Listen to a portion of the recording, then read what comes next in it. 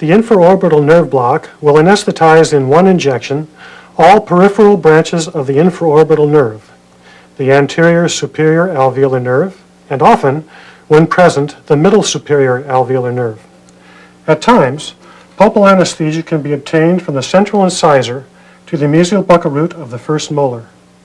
The target site for the injection is the infraorbital foramen. Although several approaches have been described, the vertical approach is the safest and most commonly used. Before injection, it is important to locate the infraorbital foramen. When the patient is looking straight ahead, a line drawn vertically from the medial aspect of the pupil will overlie the foramen. The foramen is identified by palpating the infraorbital rim and feeling a notch or roughness corresponding to the zygomatic comaxillary suture. Then, sliding the finger inferiorly 5 to 10 millimeters will bring it to rest in a depression containing the infraorbital foramen. Anatomically, the pupil, infraorbital notch, and infraorbital foramen lie in a straight line. For a right-handed operator performing a right infraorbital nerve block, the clinician should be seated in front of the patient, with the patient's neck extended and the head turned to permit visualization of the right premolar region. The mouth may remain closed. The left index finger is placed over the infraorbital foramen, and the upper lip is retracted by the thumb, pulling taut the tissues in the mucobuccal fold.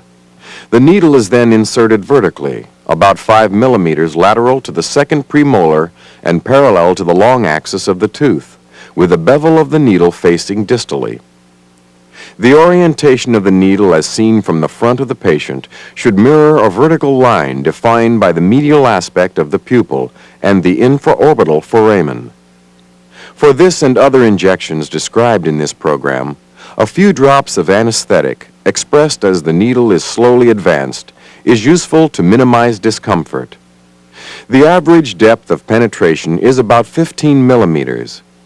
After negative aspiration, injection is made with the palpating finger remaining in place to help guide local anesthetic solution into the infraorbital canal. A total of 1 milliliter, or about 1/2 of a dental cartridge, is injected slowly. As with all other injections, the needle is then slowly withdrawn.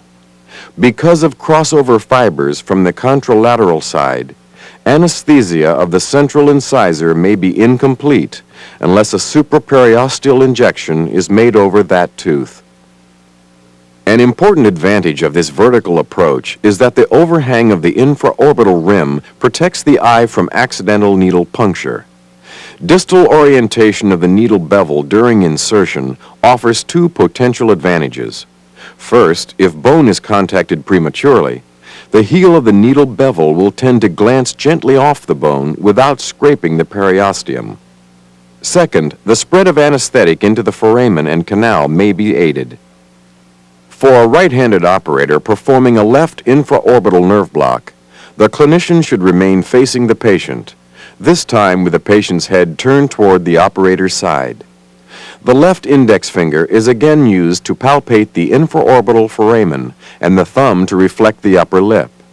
For the left-handed operator, the mirror image of the techniques illustrated in this video may be used.